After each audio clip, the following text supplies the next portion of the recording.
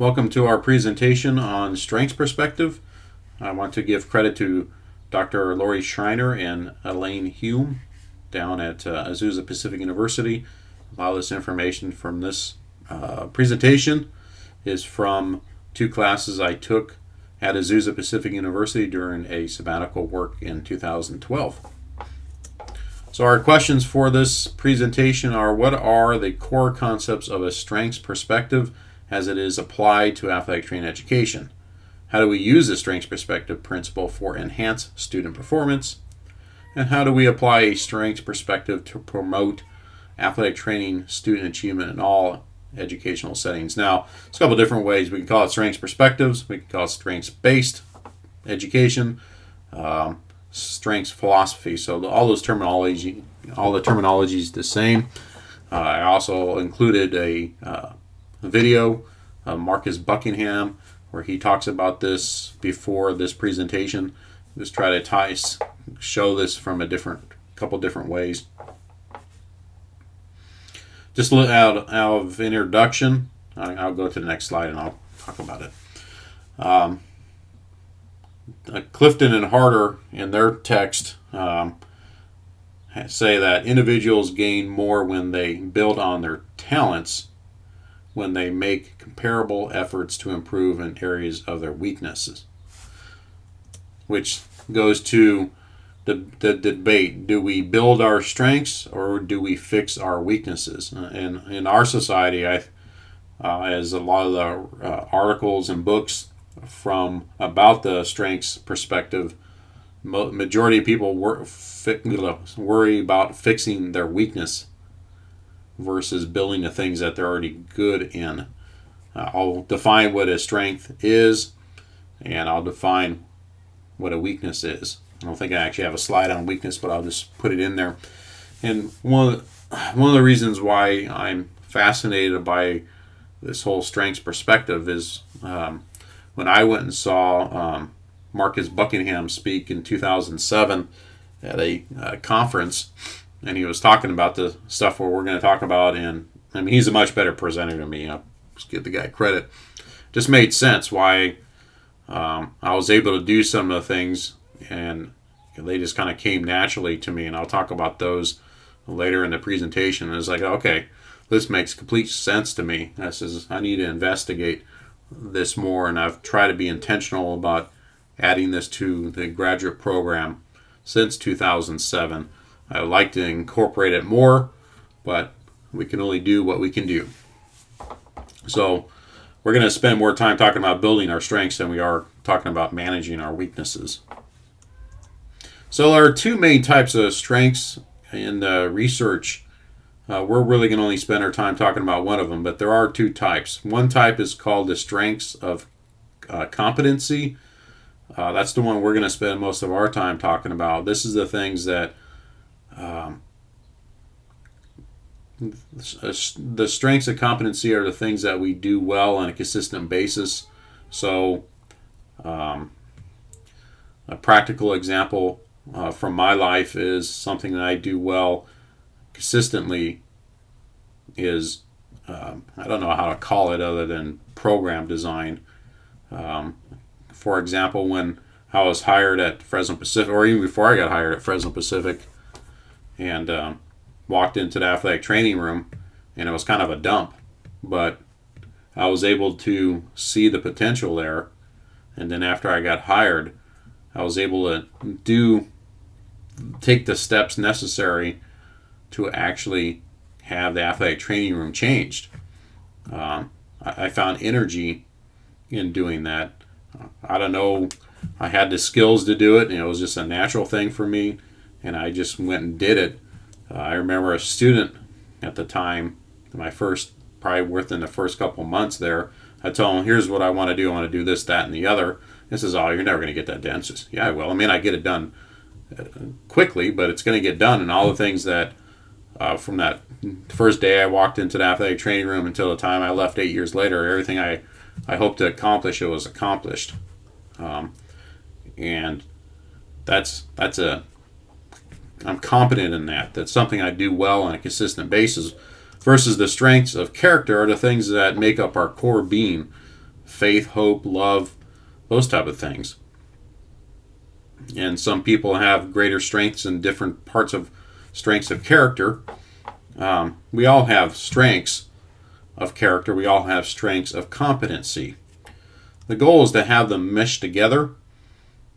And then at the end, what we hope to do is have a God-honoring excellence in the way we do things. We both have strengths of competency and strengths of character working together to please God.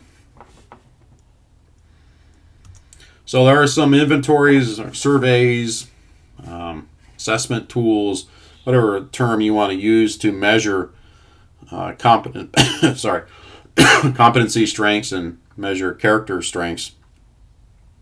The one I'm most familiar with, and I'm going to base the majority of this presentation on, is the Clifton Strengths Finder. Some of you have already probably taken that before. It's an online inventory. It asks you, it'll give you two different statements, and then you have to select which one is most like you. And you have to do it quickly. They don't let you think about it too long because it needs to be immediate response. And then at the end, they give you a report now with your talent themes, and I'll talk about that in a second. So there is some other competency of strengths there. Then there is the measures for the strengths of character, the VIA, virtues and actions, more common one, and a life values inventory. I think both of those are free. So if you want to go take those are fine. The Clifton Strength Finders, you have to buy one of the Gallup books, a new Gallup book, and then you can do the Strengths Finder. Some of you have taken it already, and so you know what that looks like. All right, so let's talk about a strength. What is a strength? I like this definition. It's from a British researcher called Alex Lindley. I believe this is from his book called Average to A+. They got a couple books out there from Britain that I've got. So a strength is a pre-existing, so you're born with, capacity for a particular way of behaving, thinking, or feeling that is authentic and energizing to the user and enables optimal functioning, development, and performance. And the reason why I like that is because it gives us a lot of information. It's a very impactful definition. So it's pre-existing, so that means we're born with it. So it impacts the way that we behave, so our outward performance, the way we think internally, and the way we think or feel. So it's inward and outward. It's authentic, which means it's real. It's just who we are at the core of ourselves. And whatever these things are, to me, a strength is a thing that we do. It's an activity that we do, and it gives us energy doing that particular activity. And the other critical part of this definition and both definitions is optimal functioning. We're doing whatever we're doing at an excellent high level. The classical Gallup definition is a strength. It's a mathematical equation equals talents, and I'll talk about talents in just a second, plus energy. Again, energy is the critical thing that's new. It's something I learned recently. We have to invest in something, and it has to give us energy. And Buckingham talks about this. It shouldn't drain us. It should be something that we absolutely love. Talents plus energy times knowledge plus skills. Knowledge and skills, those are the things we're talking about in the educational competency document. The different knowledge that we have to know, anatomy, physiology, all those type of things. Skills are all the clinical skills, working with people, personal skills, all those type of things. But in the end, a strength is something that we do near perfect perfection. over and over again. And we enjoy doing it. We love doing it. It's a specific activity. Sort of like Buckingham talks about in his presentation. Oh, I'm a people person. That's not a strength. That's a something you're just saying about yourself. It's not specific enough. A strength is something that's very specific. Like I talked about, just being able to do program development, seeing it, being able to follow through and get it done and follow it all the way through, and not only just to envision it, but have the ability to follow through and work through the system to complete that particular task. So with the strength finders, you take that online inventory, and then what eventually comes out is they send you a report with your top 5 signature themes or talent themes. There's a couple different ways this is labeled. So there's 34 different talent themes that Gallup and the researchers have identified that everybody has. All of us have all 34 of these things. And I've provided the list of these 34 as a document that you can see. The critical thing is we all have all 34. They're not all our strengths. Like one of the themes is woo, winning others over. That's not my strength. I can use it, but it drains me. I don't like using it, and I'm very good at using that woo theme. So on this slide, it shows a talent theme is a group of similar talents. So have all these different things here for an achiever.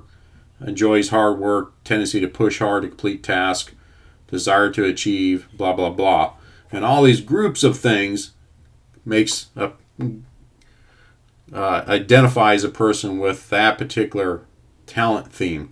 This is not your strength. That's just the talent. Let's go back to here. We have the talent. And that's not the strength. Strength is the activity that you do on a consistent basis with excellence, and it gives you energy. I hope I can nail that point away enough. Okay, so I'm going to let you know what my signature themes are. I've taken the Strengths Finder twice. And so the first 1, 2, 3, 4, 5 on this screen are the very first time I took the Strengths Finder. And usually it's the first time you take it, it's more accurate to what your strengths are. And then I took it a second time and it added 3 more. I was kind of surprised that 1 more didn't show up, but I'll talk about that in a second. So my themes are futuristic, intellection, strategic, achiever, discipline, harmony, deliberative, and consistency. So I'm not going to bore you with what all that means, but futuristic. When I walked in the athletic training room, I was able to see the type of things I wanted to get changed. Intellection means I enjoy learning. It's a little bit more than that, but that's the gist of it. And most university faculty members are either have intellection as a talent or learner as a talent. It's just the research has shown that. Strategic, okay, go back to my athletic training room development thing. I was strategic. I want to use the Bush things. The strategery is the ability to put A, B, C, D together in a certain way. I'm not good at Rubik's Cube. I'm not very good at the game Risk, but I'm good at the type of things that it's required for program design, program development. Achiever, when I first started reading about what this particular theme is, it was like the light bulb went on. Now I understand why every single day I have to get something done, or I feel like I've just wasted a whole day.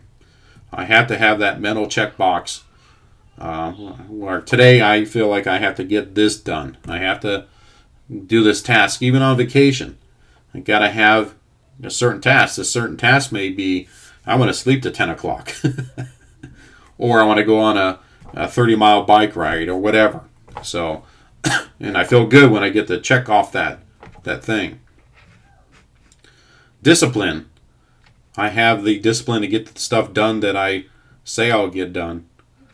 And this harmony theme really came out about a year or so ago when there was some disagreement among student and faculty.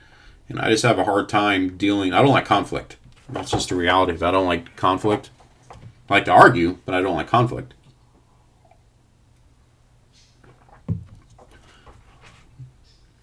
And deliberative, that means I like to do the same thing over and over again. Just ask my wife.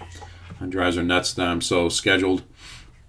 Consistency, same kind of thing. So just what I've learned about myself over the years, those are the themes, those are talents, those aren't strengths. That's just who I am. The thing is, we got to look at, when you look at your own theme, your group of 5, really, remember you have 34. Not all 34 are your strengths, but you have more than 5 that are at your top, 5. Like, I was surprised that competition wasn't there because I'm very competitive. But anyways, you got to look at all these grouped together because I can have the same themes as you, and we're not the same person. We respond differently because our talents affect the way we process information, how we have life with other people. It's the way we look at life, how we view time and structure. So we can have the exact same top 5, 10 themes, but we're not going to be the same because of all these things about us. We look at life a lot different than others, just because God has made us very unique. And so, again, our talents affect the way we view life. The other thing is that the cool thing about all this is that we all are different. We have different strengths. We develop those things differently. We use them in all different situations, and we use them in all different combinations of strengths. And then we have them in different intensities. Because God made us unique, and that's a pretty neat thing. And so the next presentation I'm going to talk about is how do we develop our strengths, because that's the critical thing. Right now, all we've talked about is identifying strengths. The next thing we need to talk about is how do we actually develop them.